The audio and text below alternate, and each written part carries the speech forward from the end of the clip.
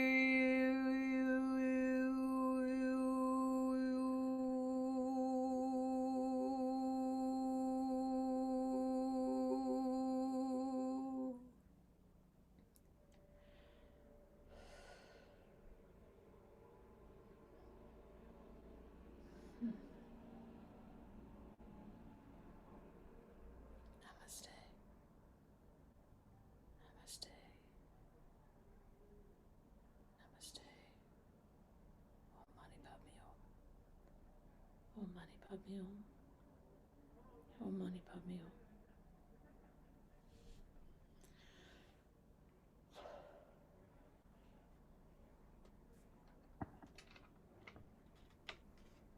Om. Giving our tears to the earth, being held up as we open this portal, the second opening today for Now What, an assembly of people who come together in the resource that will sustain us at this heartbreaking time, the resource of community.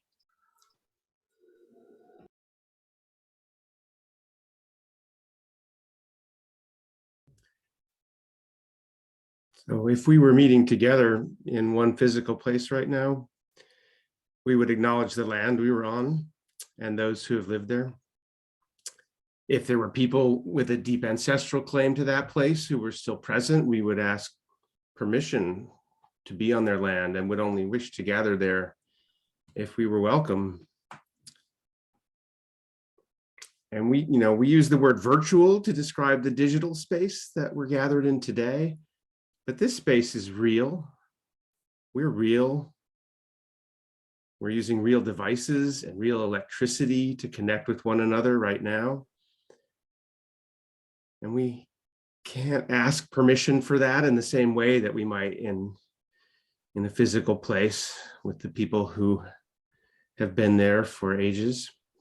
But we want to acknowledge the uses and far too often the abuses of land and labor that have given us the privilege of meeting in this way. Great harm is being done to Mother Earth in the mining and processing of the materials that give us access to this digital world, and in the production of the energy required for it to operate. And great harm is often being done to the people who live in the places where that resource extraction and energy generation is occurring. And then there are the people whose labor has produced the devices and the power that we're using, who are often poorly treated, underpaid, working in unsafe conditions. We yearn for a time when we can meet in this way without causing such harm or contributing to it. And we ask all who are gathered here now to consider the price that has been paid for us to be together.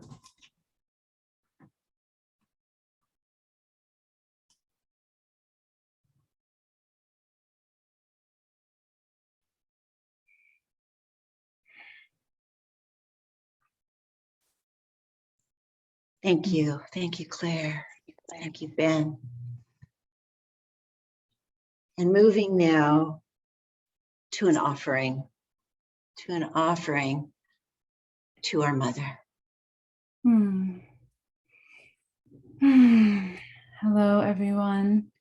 I'm here with a pruning of an apple tree and a candle and my hummingbird drum behind me. I want to thank you, Stephanie. Thank you, Ben, and thank you, Claire. Thank you, Claire, so much for that humbling sound, that surrendering music. And as Stephanie has said, as we are in a time of breaking heart, through this breaking, we are also breaking open. And through this opening, there is space and a portal of all those beings that walk with us. And while they have been silent for far too long, through this opening, their sounds are closer to our ears and to our hearts and to our skin. And so in this moment, let us welcome all the beings that walk with us. The ones who have come before us, our ancestors,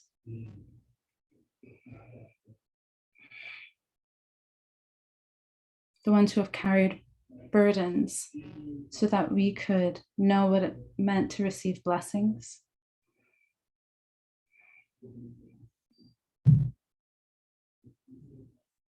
Our inner children, the ones who have come before us, vulnerable to the world, and the parts of us that still remain vulnerable to this day, to this world. the aspects of our soul that are spread across time and space and beyond, that while they belong to the infinite, they belong right here as well, for we are the infinite. To the elementals, to plants and trees and all the beautiful creatures of Mother Earth that are here, to the birds, to the beings beyond form,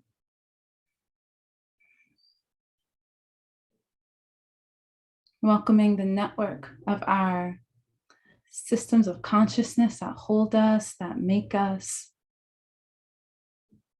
In this moment, as we are in a breaking open, let us break open to the pathways and the capillaries of togetherness through interdimensional and interspecial connection.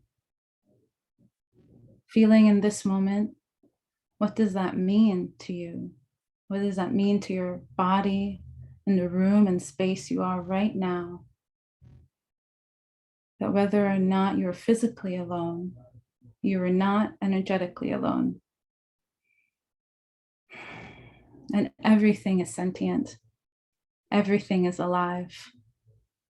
And let us really celebrate and hear within us the aliveness of all that is present. Let us be touched by that which we cannot see, for we know it moves with us and around us and through us.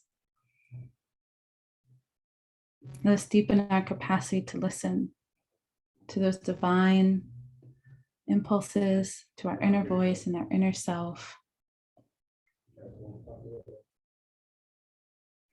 Let us break open to spirit in ways unbefore understood, in ways that surprise us, and that expand us, and that reinvent what it means for us to be together.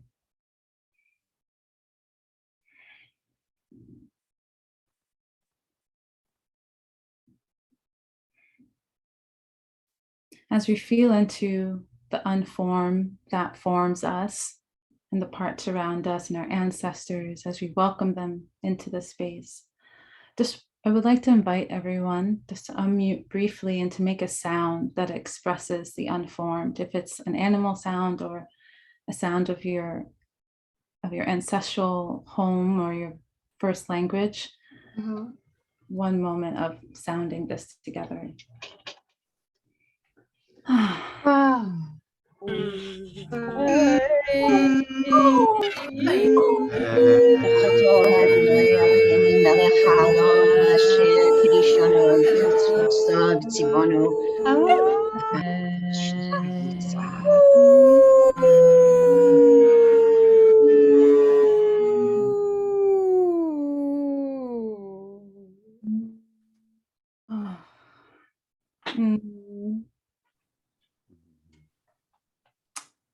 And so it is.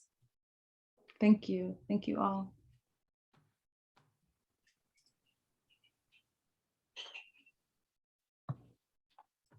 Thank you, Anayza.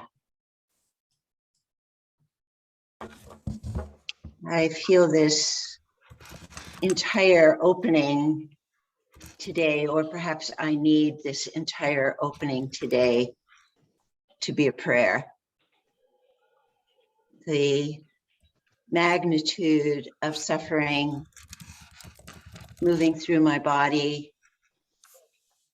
is such that this community and these prayers allow me to believe I can be of service. So please join me in a somatic experience of grounding our bodies through our touch.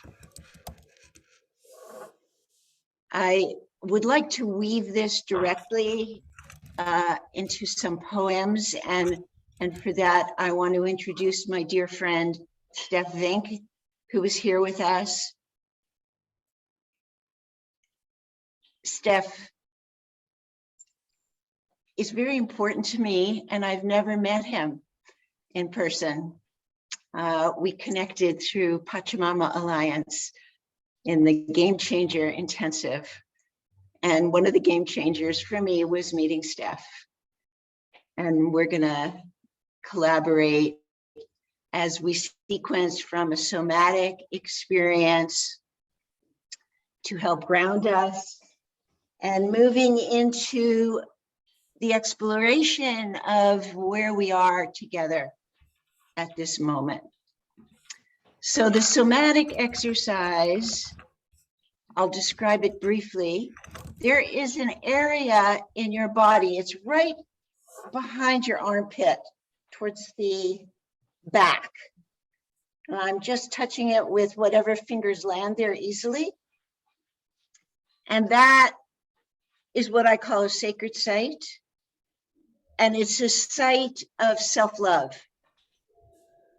And on that same side, if I go to the base of my ear and move over towards my cervical spine, go all the way to the cervical spine, and then back off about midway between the base of your ear and your cervical spine, and let your fingertips rest there.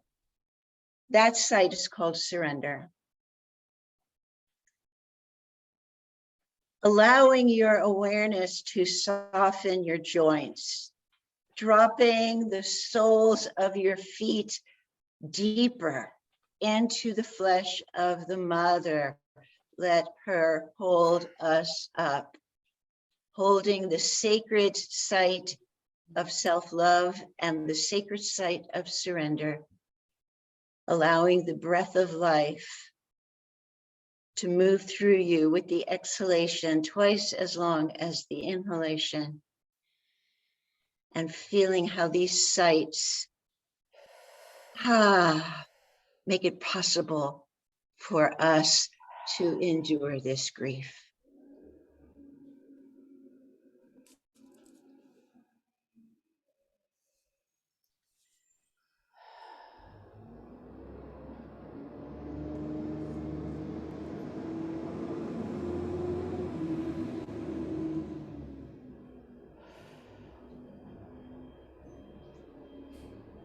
And if that grief is intensifying in you now, let it be.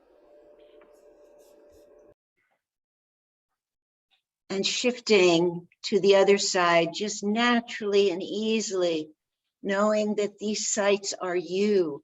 They are there for you, to support you, to allow you to surrender and, yes, love yourself. Hold yourself as we are held in community during this time of challenge, and as Anayza said, breaking open.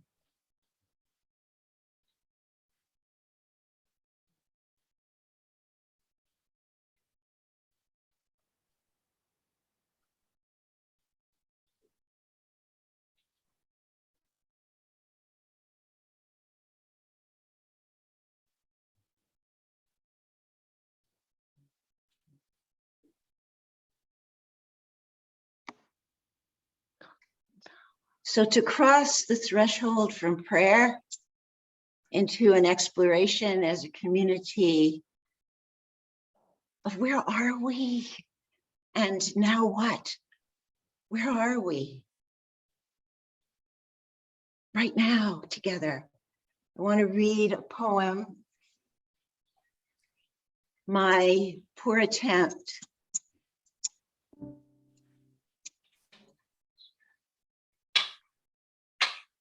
to touch my children in Ukraine. What can I offer the children of Ukraine? What can I offer the children? The children. What can I offer the children of Ukraine? The sound is a little tinny there. I wonder if Steph, there might be some. You have to turn on original sound, both of you. Let's try again. Yeah, let's just try again.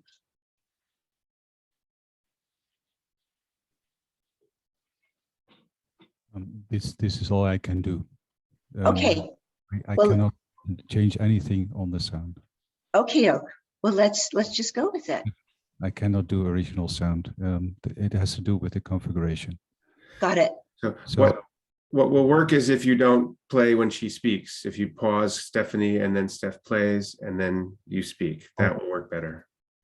Well, I was playing my tones. Oh, Zoom is probably doing something with my sound. So I was It cuts you out. I was resting my notes when she was speaking, and then because these are long notes supposed to carry what she is doing. I don't know how else to do it, but How about if I'll say a line and then I'll wait. that's better. Yeah. I Okay, think let's do it that way. This is improvisation in action. it's a technical issue, and I'm sorry that it's this way. Okay. No, it is what it is, and we're going to make it beautiful. What can I offer?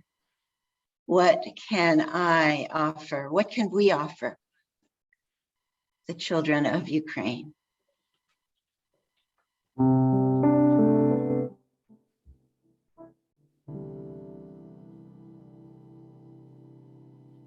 What can I offer those who are born and those who are yet unborn? Those who are yet unborn.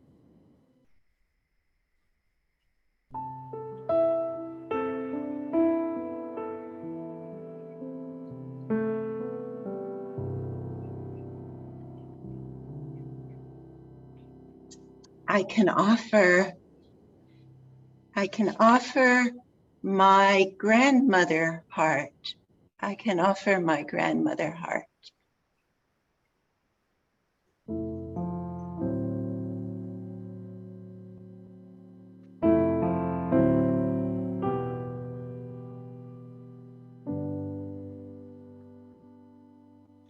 I offer my grandmother heart. The skin is torn and already bleeding so that we can merge me and my children in Ukraine.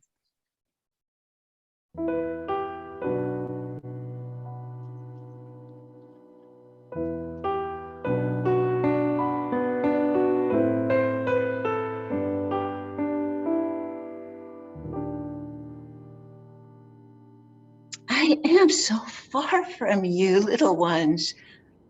I'm so far away from you.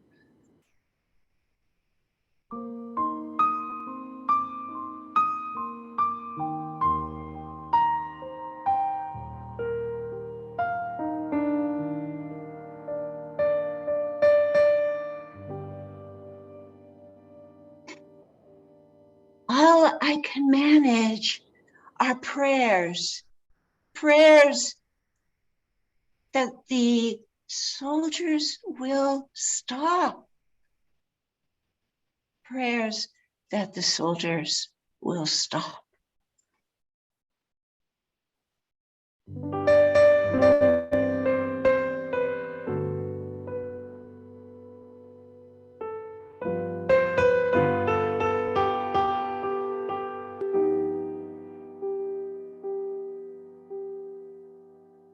I pray for those soldiers to know, to remember that each death is their own.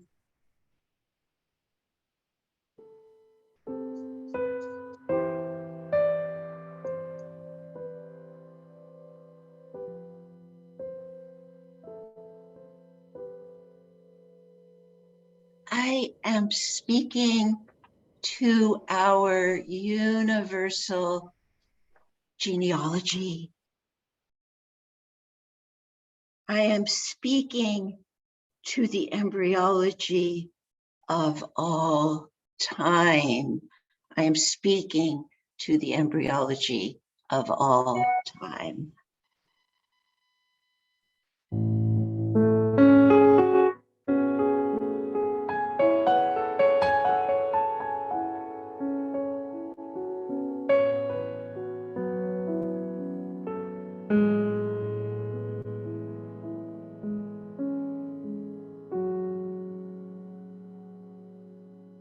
My pelvis aches when I look into the emptying well of humanity's destiny.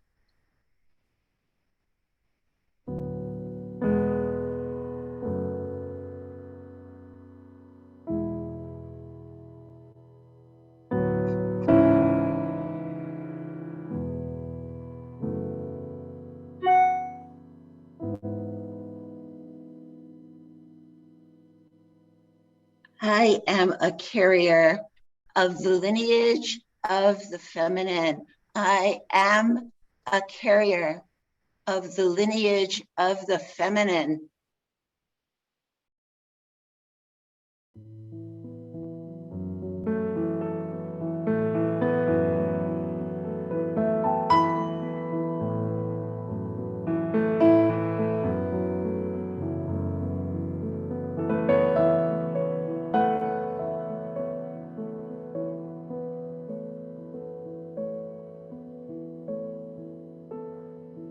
And though my voice is eschewed even in my own land, I will continue to ask, what can I offer the children of Ukraine?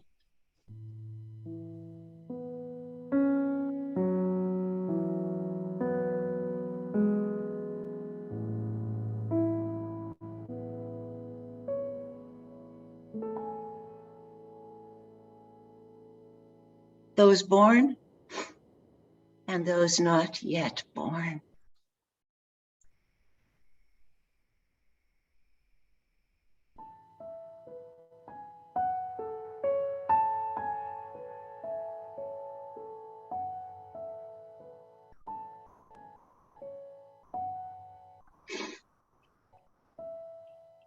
My arms are theirs, longing to hold them.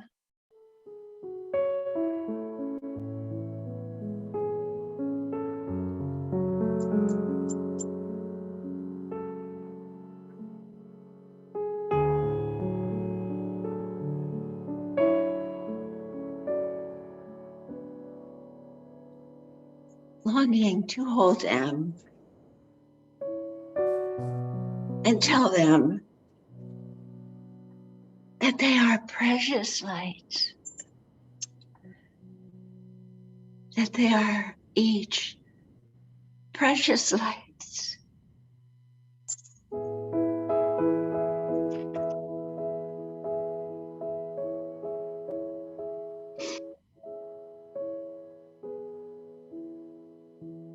That will never dim, that will never dim. Oh, what can I offer the children of Ukraine?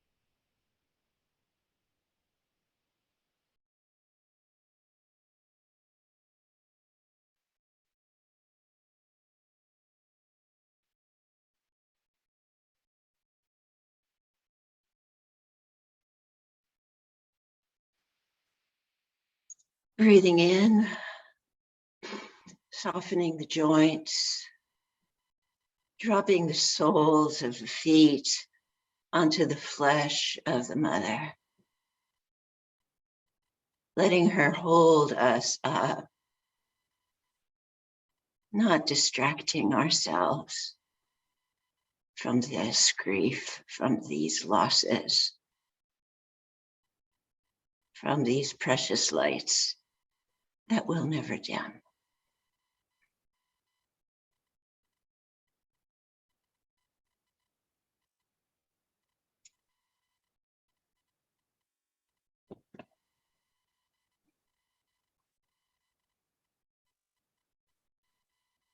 So I'd like to move now into giving all of you an opportunity to connect with one another and to be able to communicate, where are you now? And now what? I'm just going to put myself on mute and disappear for a second. I'll be right back.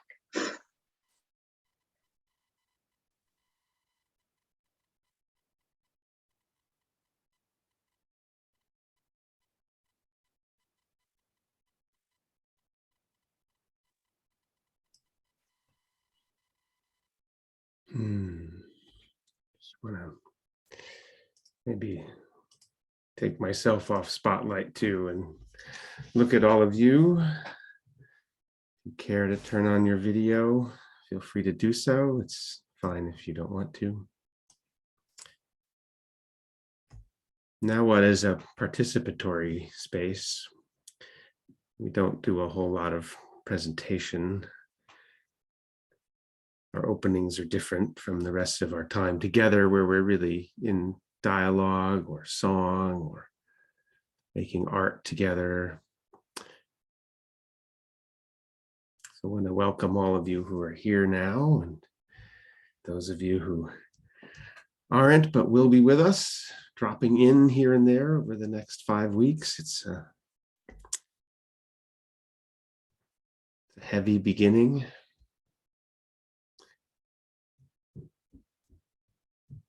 I heard a story of Charles Eisenstein meeting a woman who was incredibly joyous, and he asked her what the secret was to her, how much love of life, how much laughter, how much joy she was expressing. She said, "It's because I cry a lot."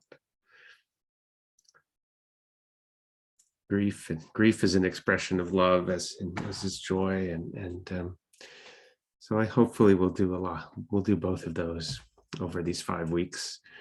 I was going to do a little bit of sort of a technical tour of things, but I don't really feel like that makes sense to show you the map and where we all are. Many of you are on that map, not all of you. Our website has lots of information. We have cafes 3 times a week where you can come and get oriented and onboarded. So I think we'll just defer all of that and stay in this ceremonial and reflective space. And to continue in that vein, we'll be moving into some participatory work and to kind of help shift us in that direction further. We have Gary Malkin.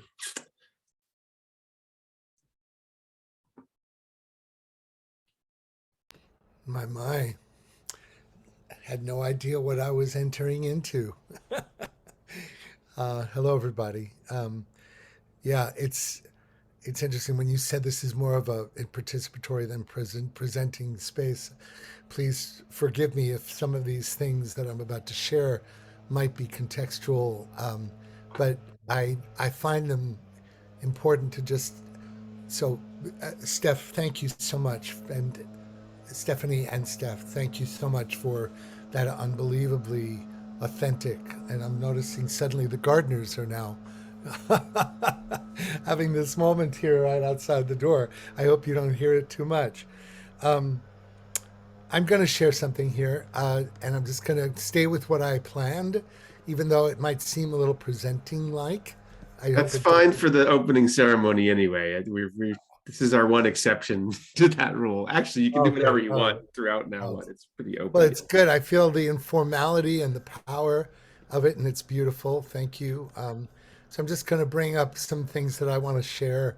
And again, I've been kind of run into this context a little blind, but it's in the spirit of. So really, the now what for me comes up with honoring and extending what you shared, Stephanie, and which is just a profound, that never before has the level of unassimilated grief been more the elephant under the rug in the culture. Never before. And, I love the worst kind of grief is unacknowledged grief, right? And I love Barbara Marx Hubbard's definition of the noosphere, which is the sum total of all our dreams and aspirations, and also our unassimilated grievances and wounds. And I think that the noosphere is packed to the brim at the moment, to the brim. And of course, we all know I'm talking to the preaching to the converted, where our culture avoids this, right? And so it's a perfect storm of understanding. We don't need to verify that, but we all know. But I love this quote by Francis Weller. And I use music that I've created to soften our cognitive recognition. So when we see this quote, just read it and let the music soften you as you read.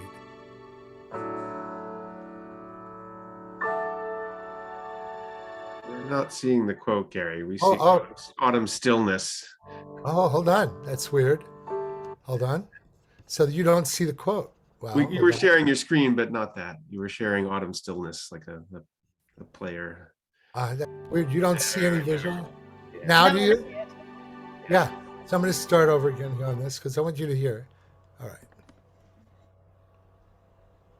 There we go.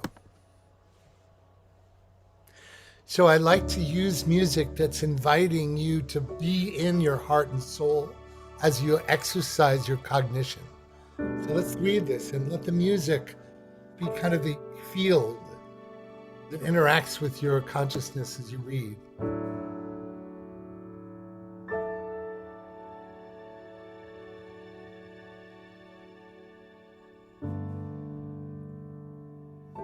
Stephanie, you just perfectly embodied what this slide is all about. So we don't have to stay here, but it's almost too much, isn't it, Stephanie? It's almost too much. And that's what it feels like. It's so hard to imagine that the grief is also an initiation to all this possibility. And when we're in the middle of the grief, it's so hard to believe that. It's like faith itself. Stephanie just so perfectly embodied what it feels like and looks like when we embrace our grief, right?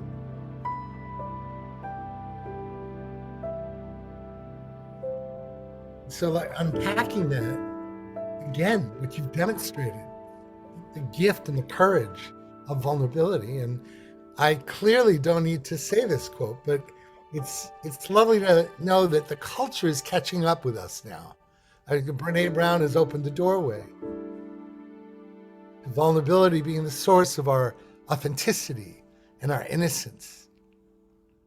And then one of my favorite quotes, when we embed this vulnerability in beauty, which is what you just demonstrated. So it's beautiful. It's so consistent. And in the context of that, I just love this quote also, this unbelievable miracle of music, the universal language of vibration, of human emotion, the universal language of humanity. That requires no cultural conditioning or language. We know what the music tells us.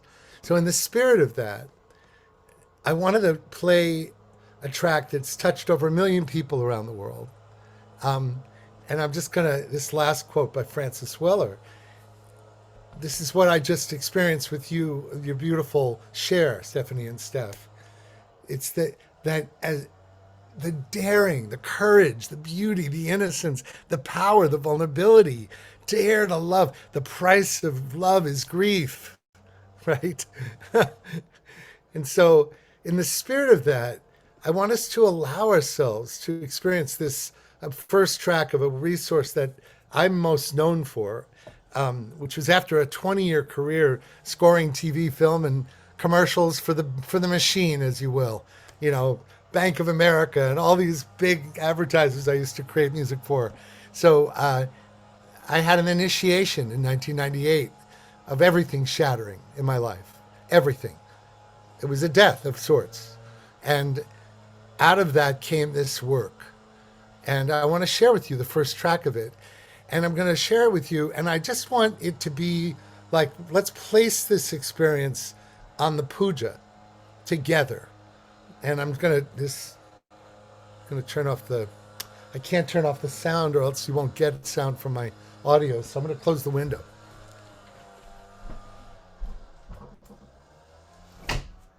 Helps a little bit. But the purpose of this track that you're about to see, and I just want to emphasize that if you know yourself to be aided, to be into a more integrative state when you're looking at something, by all means look, because I have a little film here. It's designed to bring you into a very reverent Gaia, like a biophilia state, love of nature. But if you know that you can touch your grief more beautifully if you just go inside without looking, I encourage you to close your eyes and let the sound take you. And this is designed to create a greater than cognitive experience of grief. Again, now that I know what Stephanie just did, we're going to go there again. But I think that there's a lot of different ways to go into the facets of our grief. We can touch it because it's like a river. Every time we drop in, it drops us in differently. So I'm like, it's about a 5.5 minute track, and then we'll go on to something else. This is Graceful Passages, a companion for living and dying. It alchemizes the spoken word with music. Encourage you to all take a deep breath. Many deep breaths. And allow yourself to experience this.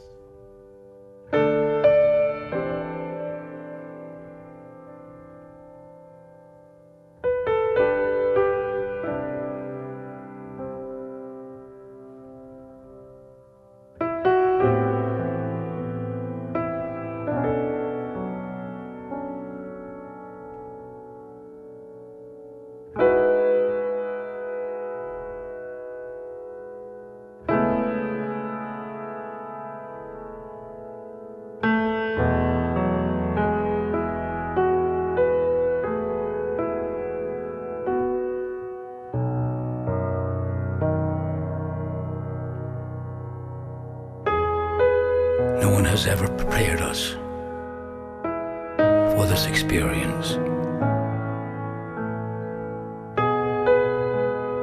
We think it's the end. No. It's another beginning. Another beginning.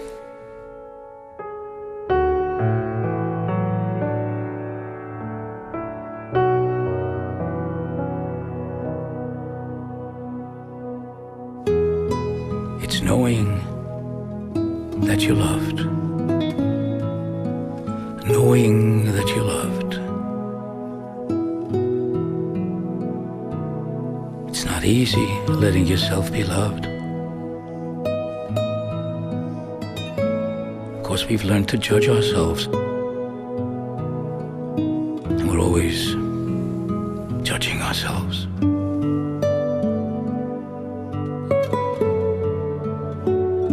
But I learned to listen, that I was loved. I was loved. And then I would forget that I was loved. Those were the most painful times for me. Forgetting that I was loved.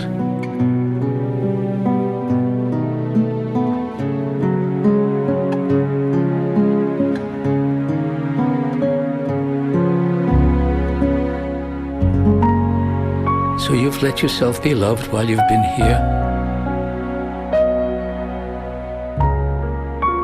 And you've judged yourself. And you've forgotten that you were loved.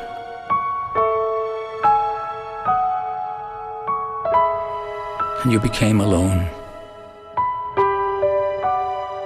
But you will always be here. You are blessed. You are forgiven. You are an angel.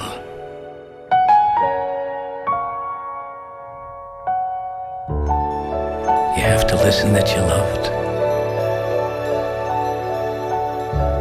And you have to forgive all the time. Listen that you're loved. And forgive all the time.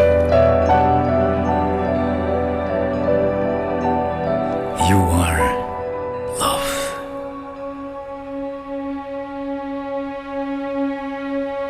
Farewell, my son. Farewell, my daughter. Farewell, my father. Farewell, my mother. Farewell, my sister. Farewell, my brother. Thank you for letting me love you. Thank you for letting yourself be loved. God bless you.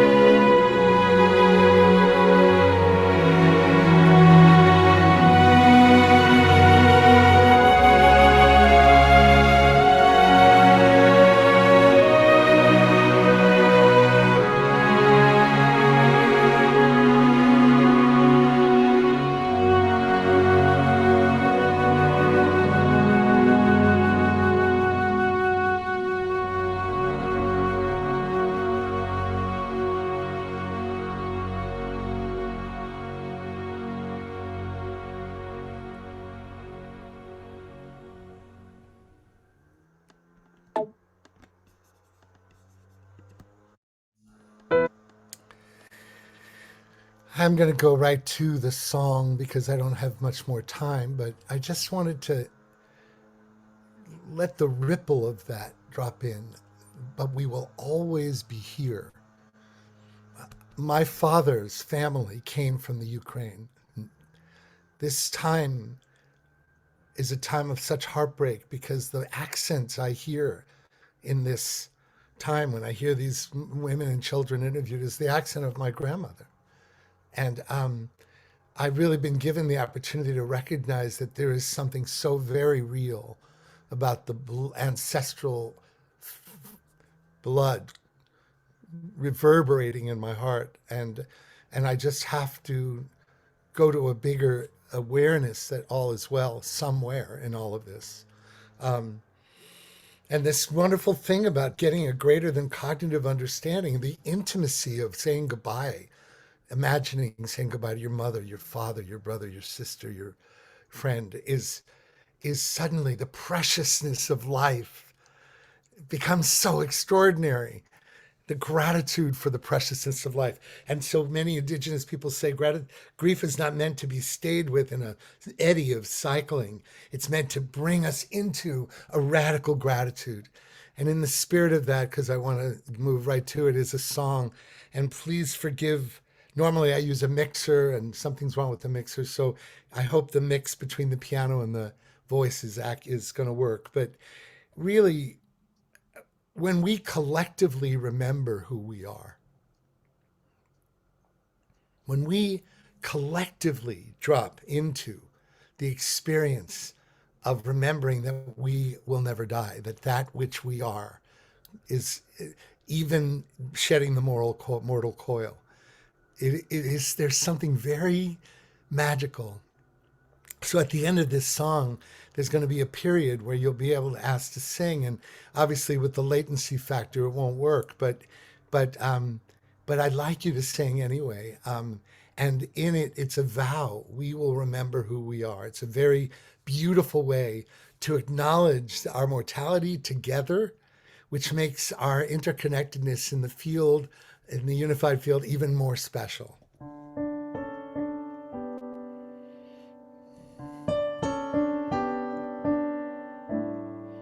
Can you hear that? The sun comes up, I hear a cry. A baby's born, I see her eyes. We're made of grace and a wisp of stars. Do you remember who you are?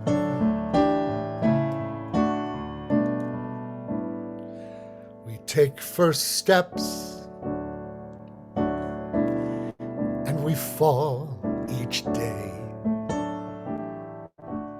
Then we take that breath to go on our way.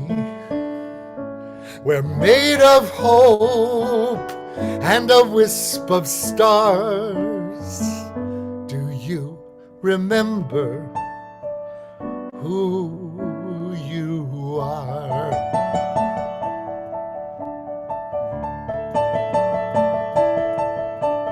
Seasons come and seasons go, like clouds pass through the sky. First we're born and then we go, without ever knowing why. We have this moment, we have each other, we have this breath of life that's gone in a blink of an eye. We start our days with endless goals, yet we search and pray to find our souls. We're made of we're made of, what are we made of? We're made of grace and a wisp of stars. Will you remember who you are?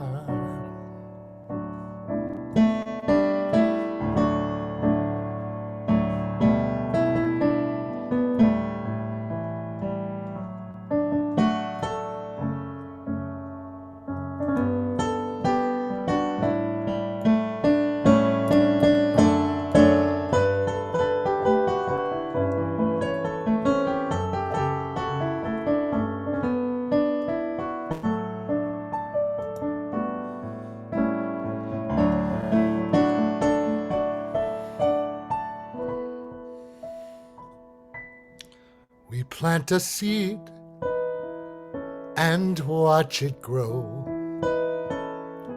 A flower blooms, but the petals know.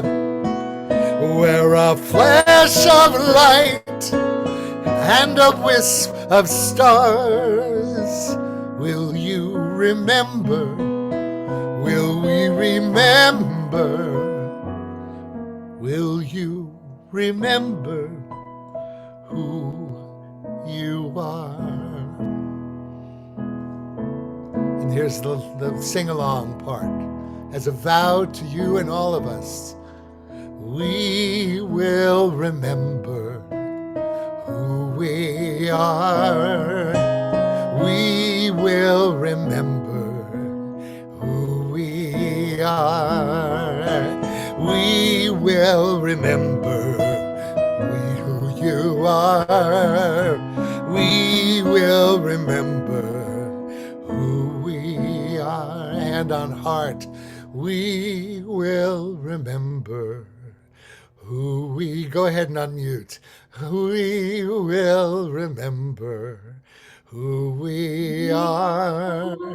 We will remember remember who we we are. We will remember who we are. We will remember who we are. And now you please mute again. We're a flash of light and a wisp of stars. Will you, will we will remember who we are.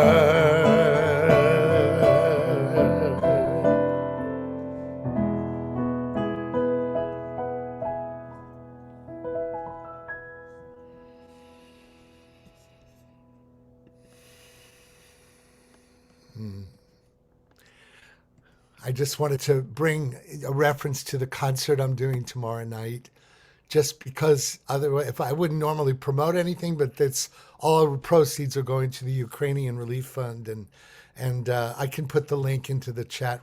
But I just wanted to. It's going to be tomorrow, California time, 6 p.m. And Rotary International has invited me to do this special concert for peace, and all the proceeds are going to Ukrainian humanitarian relief. I just want to thank Shannon for inviting me to enter this community.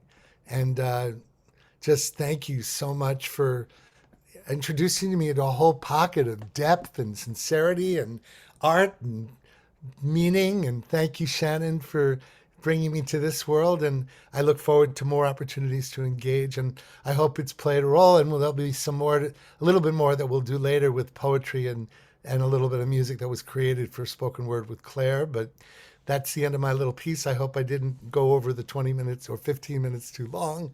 And love to you all. I can't believe I'm sharing the screen with Gary Malkin and Clare Hedin. Do you know your vibrations excite me? Thank you so, so much. Thank you, Shannon. Thank you, dear. Thank you, Gary. Thank you, Claire. Thank you, Gary. Thank you, Stephanie. Oh my gosh, this is one of those chipmunks things.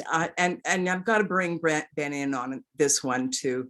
Ben, thank you so much for creating this.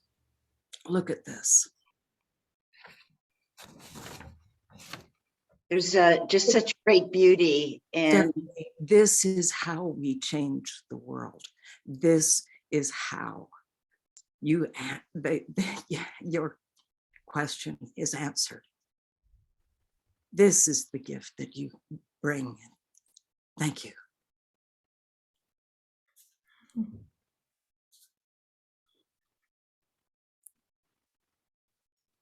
We all bring our hearts.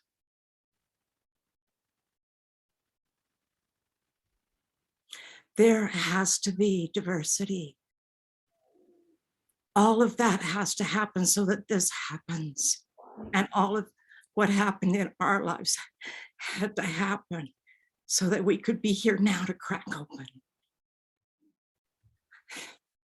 This is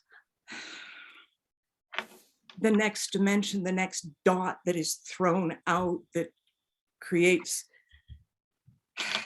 the one that we are. This is what we came here for. This is now what?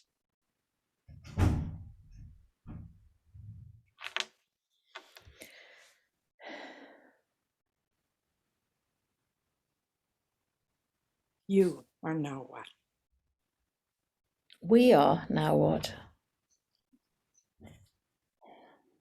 what an exquisite experience of intention permeating everything, so that even the little glitches, the things that seem like they're not working right, are full of love.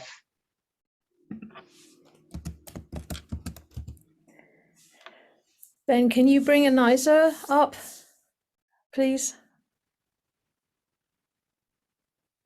Thank you. I'm actually going to share a poem time is moving around, and Gary gave me a poem by Juan Jimenez, which was translated by Robert Bly. And I just feel to share it with you, and to perhaps see if there are reflections that arise from all of what's happened, so that there can be more flow in generating sharings between us. Thank you, Gary. I am not I. I am not I. I am this one, walking beside me. I am this one, walking beside me,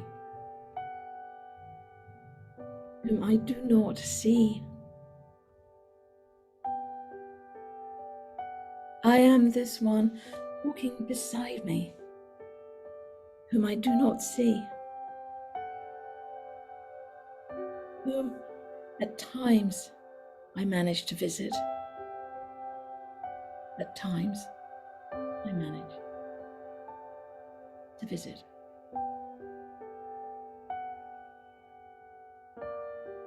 And whom at other times I forget.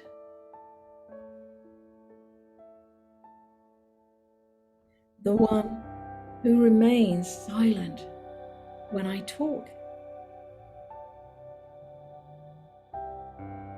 The one who forgives. Sweet when I hate. The one who forgives. Sweet when I hate.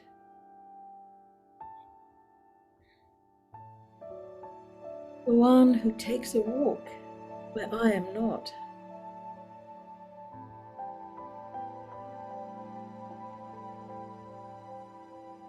The one who will remain standing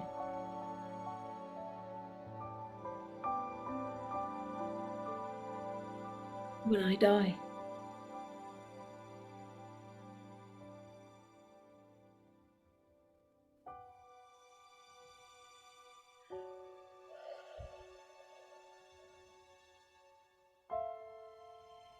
When I die.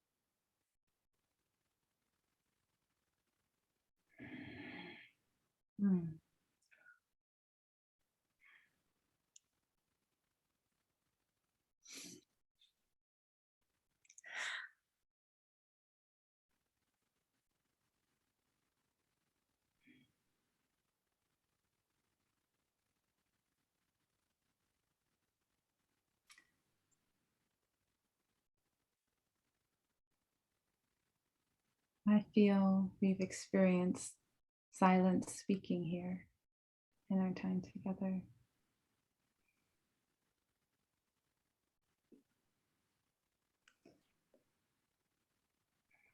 And we just want to invite a space for the space that we're feeling right now. Shannon, your reflection was just so beautiful. All of the reflections, Claire, thank you so much for that poem.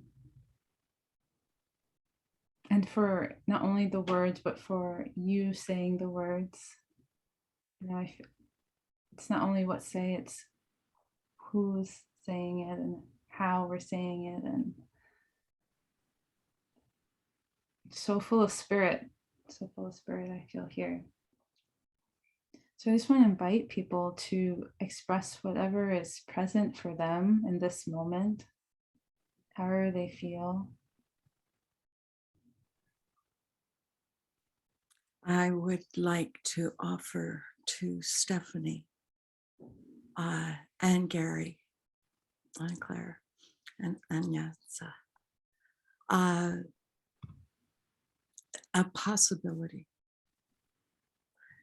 that all of this is happening on purpose, and that we are becoming, the butterfly is actually forming, and it's happening through us. I see it vividly in the network of networks that are forming and the conversations that are starting, the sparkles that are happening because of our meeting up together. And the depth of the sparkles reflect the depth of the emotions that are stirred by what happens in those groups. I have this cosmology in which mythology is actually reflections of what really happened. And perhaps if we look at things from many different facets and views, we can see the holographic nature and psychedelic nature of nature.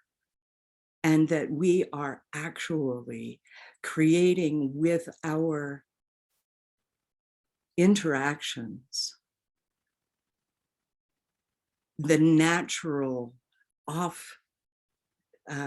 offspring of planet and star. We are the child that was prophesied.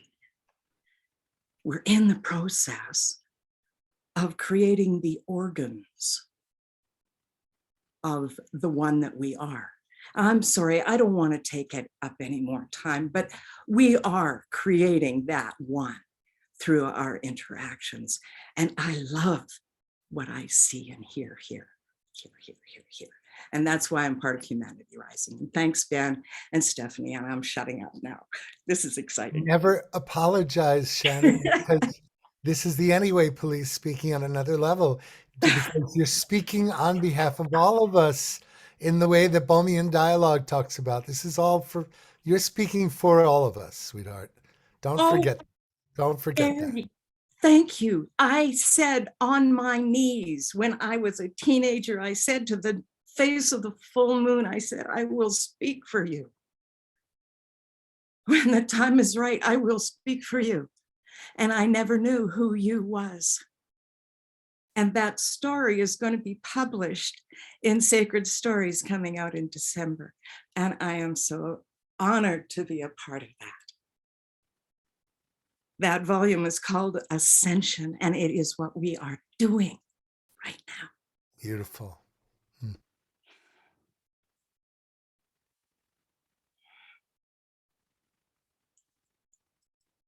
Bye, Claire. We love you. So much love, so much love.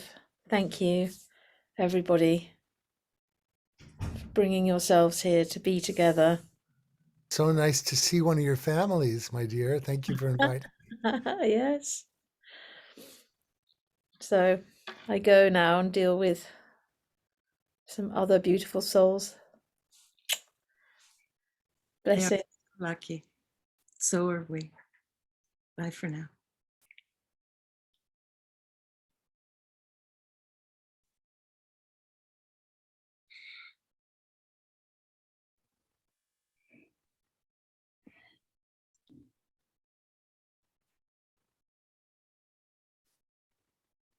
And is this the right time for you to work your breakout room magic and allow people perhaps to have the wonderful Peter Block small room experience that makes everything possible? Is that feel like the right timing for that? Or would you sense, or how does everyone feel about going into small rooms and connecting, or staying here together and continuing to flow with what's present?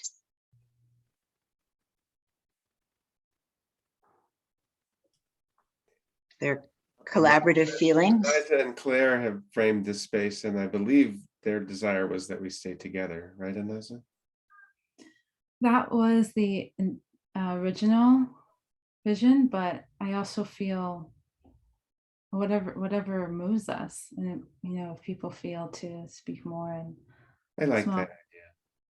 I just Maybe you can shift the energy if you do something else. Mhm. Yeah. I love being in this space with you all as a way to be intimate together. Because many of you haven't spoken, but it'd be lovely to hear what arises in you now. Mhm. That's my vote.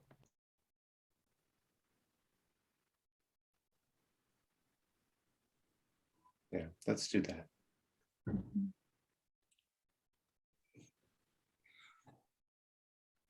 But we could also do that in small groups and then come back together. Let's stay here together. Let's stay in this large group. One of the overall theme of this now, what does it mean to be fully human in a time of crisis? And I feel one of the ways we're fully human together is to be to be present in the unknown. And that's what we get to be here with everything that was just shared. We're in the unknown now together. And let us allow that vulnerability and the not sureness, and just be seen and communicate and express, and just know you're welcome. You're really welcome here, whatever's present for you. Yeah, then I maybe say something. I find it like nerve-wracking, like just like you named it quite like nicely, like this newness that like what was her name? Shannon invited us into, kind of. It's like feeling the grief of newness, or like it's like yeah, that's where I'm at. Like yeah, the slight distortedness of stepping into something new that's present in me.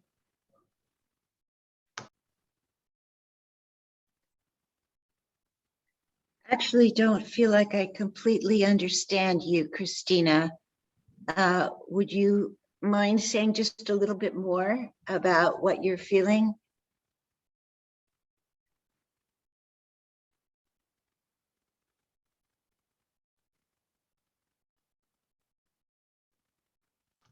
No, I don't think so.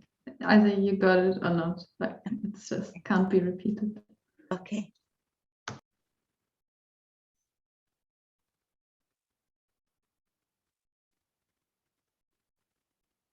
Can I ask a question? Can I pose a question, Ben? I'm new here, so you got to tell me whether I'm out of bounds or not. Anayza's holding the space. Oh, and Isaac, could I ask a question? Yes. How are people handling the fact that the world feels like it's next door to us everywhere? And what Stephanie said about there are people being raped and houses, buildings being destroyed, and how are people handling the reality of everything feeling so close, including the horror? How do I struggle every day with feeling like they're right next door, because the world is so small now with the internet, and yet the horror of something that is on a world scale of World War II happening right now is incomprehensible to my heart. And I just wonder, how are people handling that, traveling, navigating that? I'm struggling with it.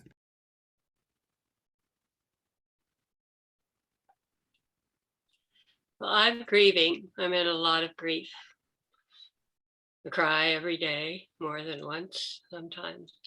And I wanted to share that with this opening ceremony today, I feel like I've been grieving a lot by myself.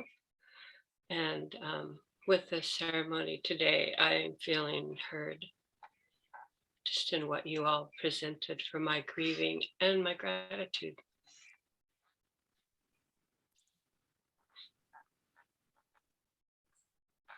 That's what Francis Weller says, that grief is designed and needed to be a communal experience for it to be fully assimilated.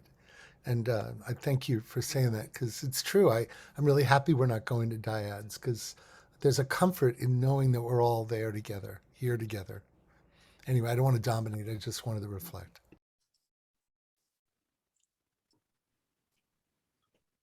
For me, it feels extremely essential to be able to articulate that the grief that I'm experiencing is beyond me.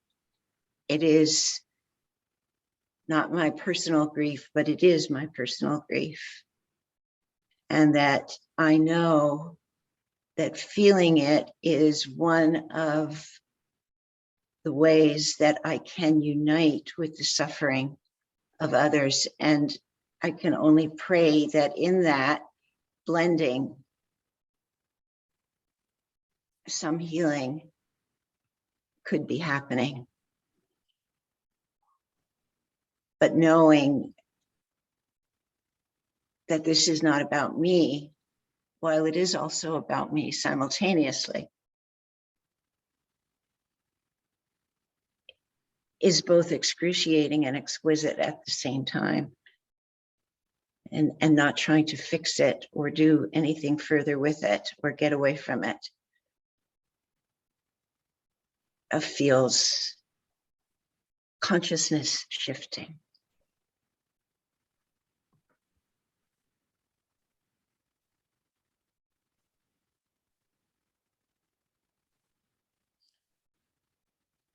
I have been told that one should cry more tears, because tears are not the pain, they are a release of the pain.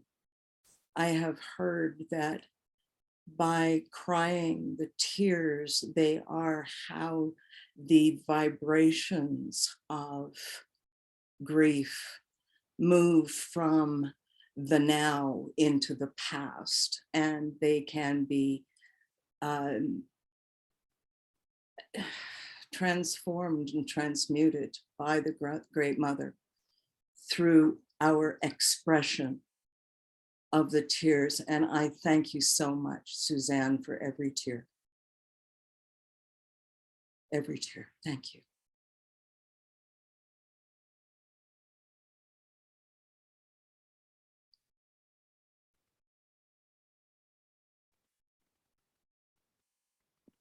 My way is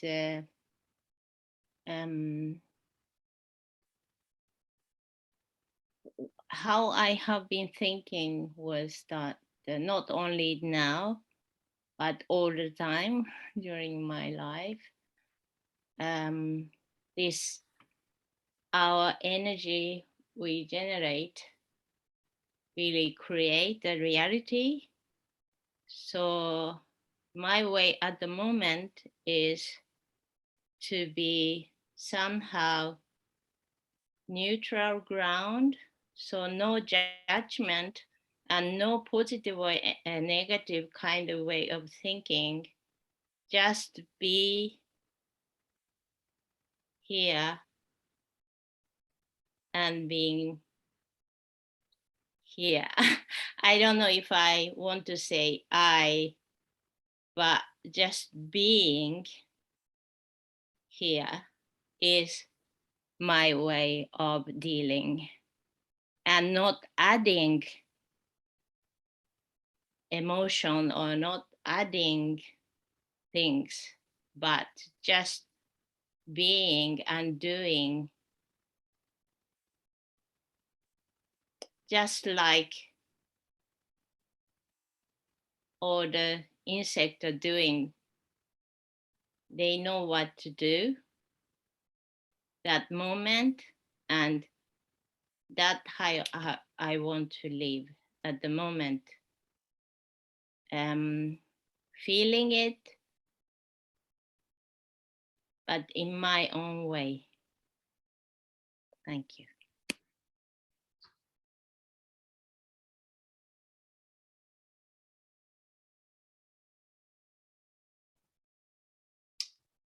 Thank you, Kiko.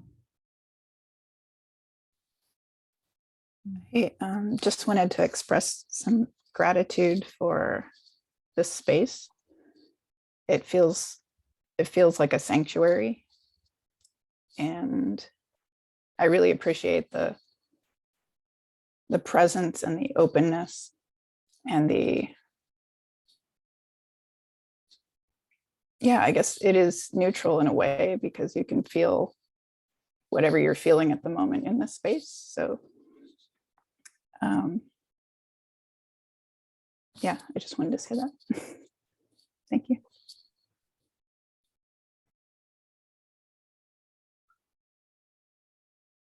I'm hesitant to answer your question, Gary. I think questions are so often for me more powerful than answers. And yet I am sitting with that question possibly every day. And one thing that I feel an expansion in spaces like this, and I've been blessed with so many spaces like this in the last year. I think there is a thirst in our world for that what you were speaking of, Heather, about this subliminal sacredness of just coming together and witnessing what's there. And I loved what you were touching on, Shannon, about tears, and it reminded me of something that I think it comes from I can't pronounce the name now, but it's a Mayan, one of the beautiful Mayan cultures. And they say our ancestors wear our tears like jade beads. And it's just speaking about how maybe we don't necessarily have to cry, but that tending of our grief, I do believe it goes back in time and it heals those places that are creating the wars right now and that have been creating the wars for so many decades. So I think grief tending, in the sense of just tending those soft places, those broken places, and giving space and hugging those places goes way beyond what I can imagine.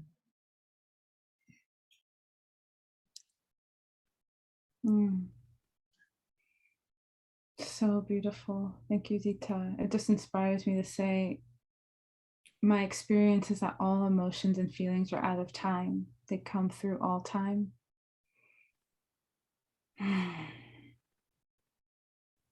And your words just completely located that in that timelessness. Thank you.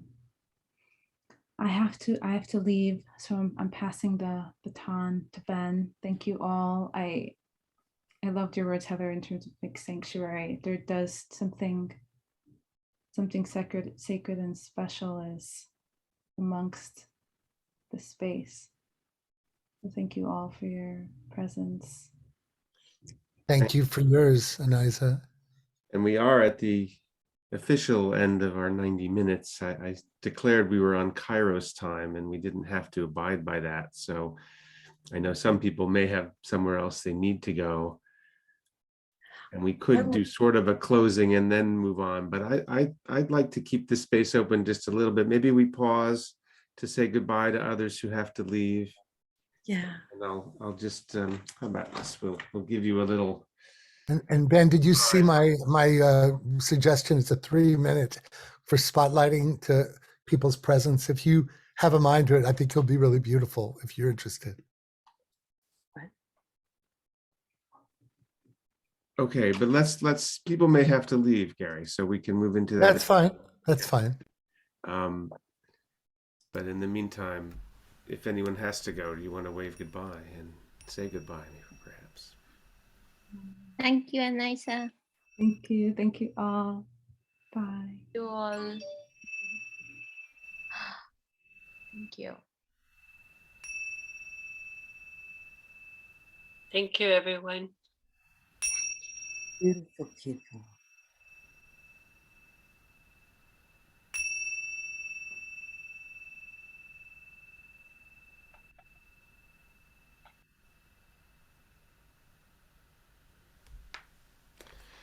So, Gary, there are voices we haven't heard, and I just want to make sure people might have something just to speak before we move into more. Yeah, no, and by the way, this is about featuring everyone. If they don't want to speak, they can share the beauty of their faces as their expression, as their presence. If we can spotlight, it's designed as a way to drop in, and you don't have to have your face seen if you don't want. And it's beautiful. It's just a lovely way to convene a completion experience. But no need, I'm not attached, I'm just offering it. Mesu, Awesome. how do I? It's funny, I can't turn original sound off now. I'm just feeling very connected There. to my sister. My Well, if no one simply wants to speak, we can move into that. But let's just wait one more minute and see. I just wanted to reach out to my sister, Sue Lennox. How will I know who to spotlight them here? Just anyone whose video is on? All right. I will turn my video off. We can't hear you, Christina. Yeah, if you don't want to be in, if you don't want to share your face. Oh, you know what? It's me. I can't hear anybody. I don't want to be I don't. spotlighted. That's anyhow. fine. That's fine. Yeah, I wanted to reach out to Sue Lennox to see if I just felt a strong presence from her and wondered if she had some reflections to share. You can hear the cocks crowing in the distance outside. That's a beautiful old rooster who still has learnt to crow again after years of not crowing. I have nothing in particular, Stephanie. I've just been sitting and being present, and the only thing that came to me is that I'm sitting in the place that my husband died 5 years ago. And so that's a place of great sacredness and great power. It's where I sleep at night. And you can see my little friend here. This is Spotty. And I live on the edge of an amazing forest and a sacred mountain. And so, yes, grief is a well-known companion. And what sits with me at this time is the just allowing it to be and to grow, that I need to grow to allow that aspect of my being and my life to be present and just let it be there. And it is a quality that I bring to whatever I do, which is at this point primarily working with young people and enabling young people to find their voice, their deep voice, to be present in this time. And so it's like life continues there in that big exploration. Grateful to be present with you all. And it's early morning here. The sun may have come up, but we've had so much rain, unbelievable flooding. I'm on the east coast of Australia. And it's raining again still. And the time, we have short time to enact great change.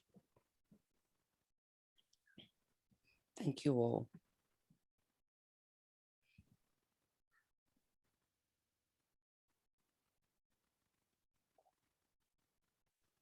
Thank you, Sue. Thank you, Auntie.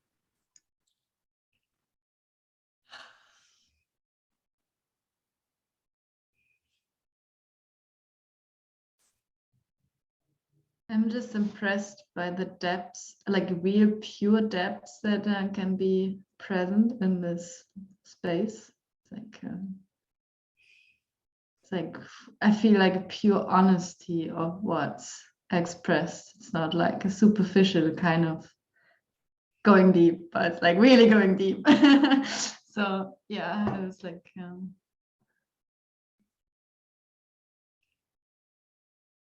yeah, I feel very special about you people. That's a very, very, very special quality of being able to do that. Yeah. Thank you. I think we crave that level of authenticity, that's a part of the breaking open, is that we're really, really tired of the falsity, the pretense, the attempt to make things perfect, the fear of doing it wrong, all of those things, the fixing, making it better. I think we're exhausted from that, and the authenticity changes consciousness. And it doesn't feel to me, I hear about the neutrality, but it doesn't feel neutral to me at all. The experience is so passionately somatic that it's the furthest thing in my sensation anyway from neutrality. So engaged.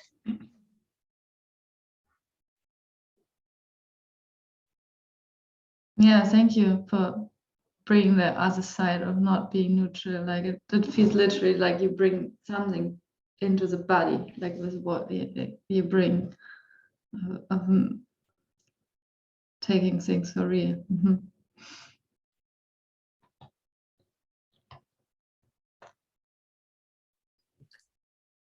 And I felt, yeah, no, I think, go for it, Ben. I'm still hoping we hear a few more voices we haven't heard yet, but there's no pressure.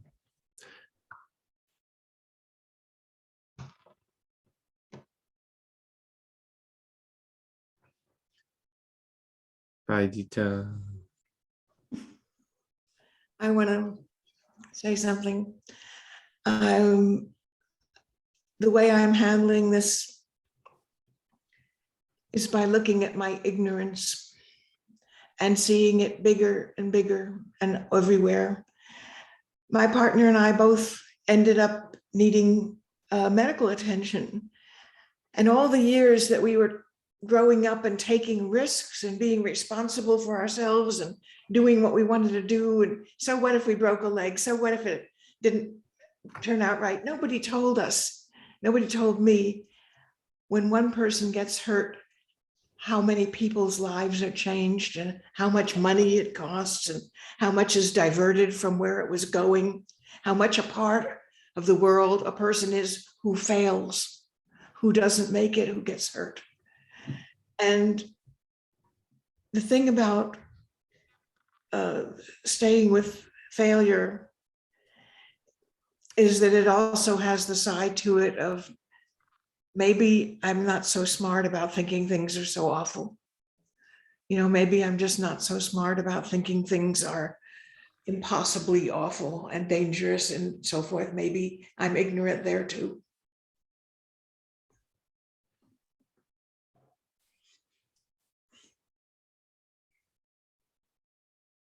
It's great to see you, Helen. I've missed you. I've missed you. I'm so happy to see you and hear your voice. Thank you.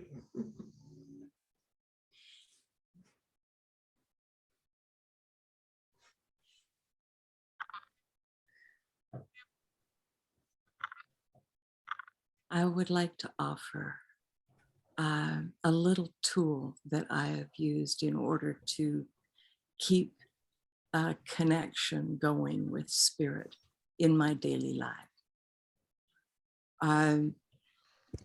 There have been a lot of amazing things that have happened in my life, and I have coined the term the magic in ordinary moments. It's mom. And yeah. And mom is present in my life. And it's like a warm hand on my shoulder as I have to go through this life. Mom is always there. I see her on the stove, on the digital clock on the stove. It'll be 111, or I'll wake up like I did last night at 3 o'clock in the morning, and I'll take a screenshot because it's exactly 3 o'clock in the morning.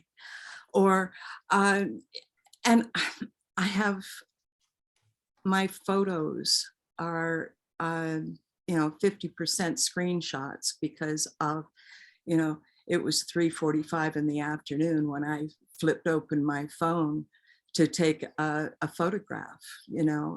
There's no pattern to how they happen, but because I gave them power to speak to me, they do have power. And so mom comes and speaks to me in sequences and numbers often in my day. And she can come and put her hand on your shoulder too. Magic in ordinary moments happens for everybody. It doesn't matter what you believe. And she guides us through every day of our lives. And it's fun to watch for mom. That's my mom, Shannon. Well, my mom had a mom, and she started to watch for mom, and it's so much fun. She's 89 years old, and she watches the clock and whatever for sequences. And she says, "Hi, Mom." Helen, is my mom. Yeah. Who? What? Helen, who spoke a minute ago. That's you. That's your mom. Mom, oh, it's how marvelous. This is not an ordinary moment at all. How lovely to see you and know you for who you are. So that's a new information to me. No. So again, I want to just leave more space for anyone whose voice we haven't heard, and then I want to offer a short reading and a song to close, and we can linger beyond that if we want. The blessings all. I will need to go and start the next stage of my day, and look forward to connecting again soon. And if you don't need my 3-minute piece to share at the end, then Ben, I'm probably gonna have to leave as well. So because it sounds like you don't want that, but you want to do something else, which is fine. I think, yeah, we could do it, but you have to go. So, pardon me? If you want to go, I think that's fine. There's okay. Yeah. All right. Blessings, everybody. Thank you so much. Wonderful to meet you, Gary. And I want to connect with you again. I really do. yeah, I love that. Gary at wisdomoftheworld.com. Thank you, everybody. Bye, and Gary. The link Thank to the you. concert. The link to the concert tomorrow night is in the chat, just so you know.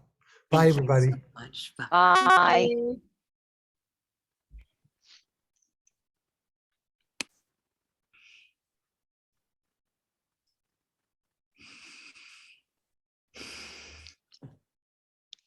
I think I just wanted to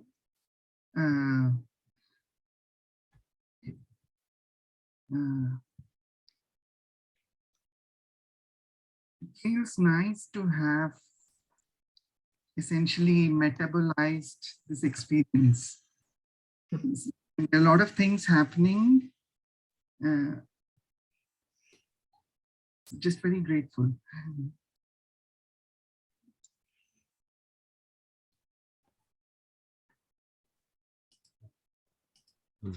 Thank you. Thank you. Thank you.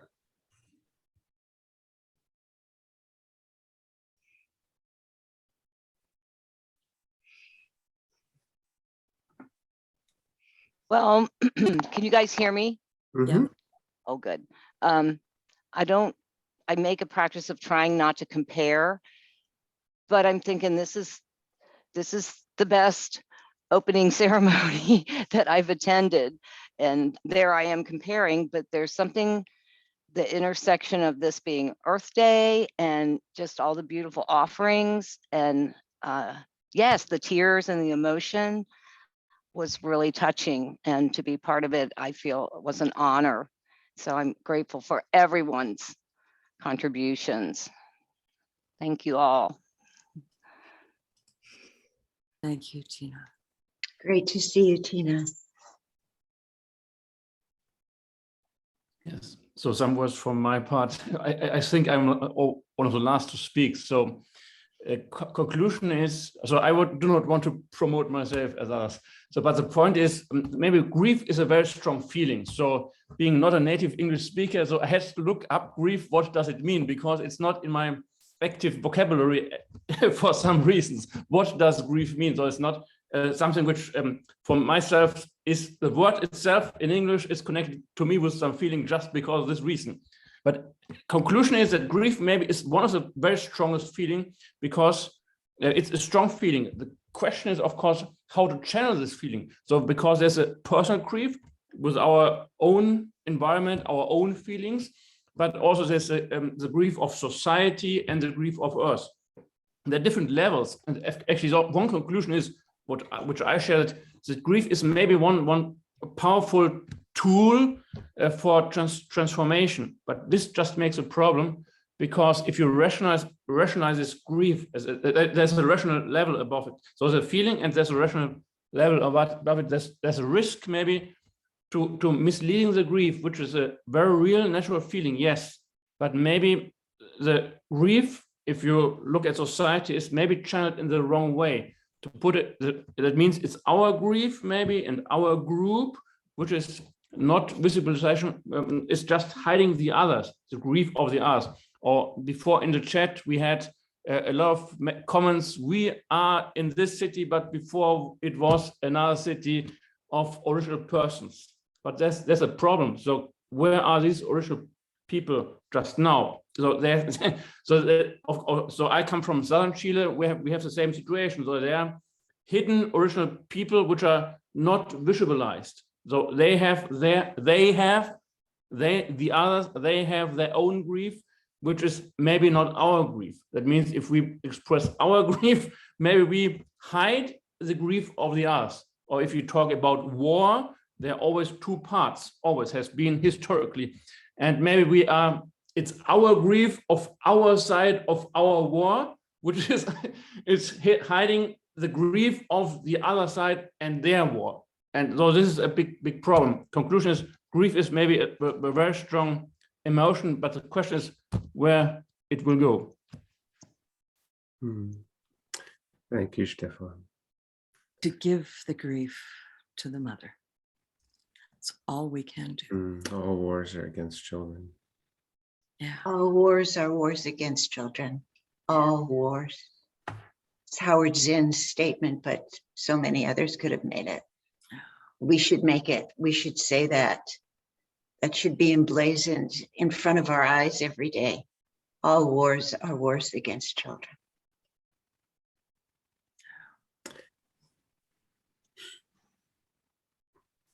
Well, thank you. One of the impulses behind Now What was something I read in, I think it was 2017, towards the end of Naomi Klein's book, This Changes Everything, Capitalism versus the Climate, I think is the subtitle. And I've shared these words in other spaces. I'd like to read them here to close and then go into a song that's we've played a lot in Now What that I think captures some of what the ideas that the conclusion of this piece and opens us into the next 5 weeks. But thank you so much, Stephanie and Akiko and everyone who's held this space. And, yeah, so this is Naomi Klein. She said, indeed, a great deal of the work of deep social change involves having debates during which new stories can be told to replace the ones that have failed us. Because if we are to have any hope of making the kind of civilizational leap required of this fateful decade, we will need to start believing once again that humanity is not hopelessly selfish and greedy, the image ceaselessly sold to us by everything from reality shows to neoclassical economics. Paradoxically, this may also give us a better understanding of our personal climate in action, allowing many of us to view past and present failures with compassion rather than angry judgment.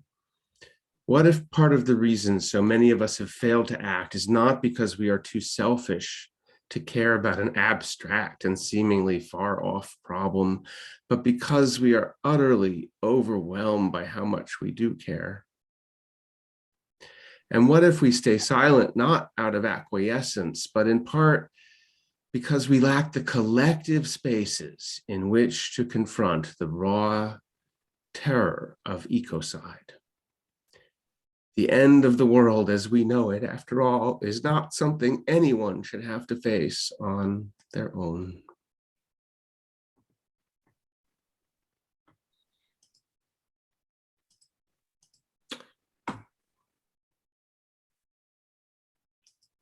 We shall be known by the company we keep, by the ones who circle round to tend these fires. We shall be known by the ones who sow and reap the seeds of change alive from deep within the earth.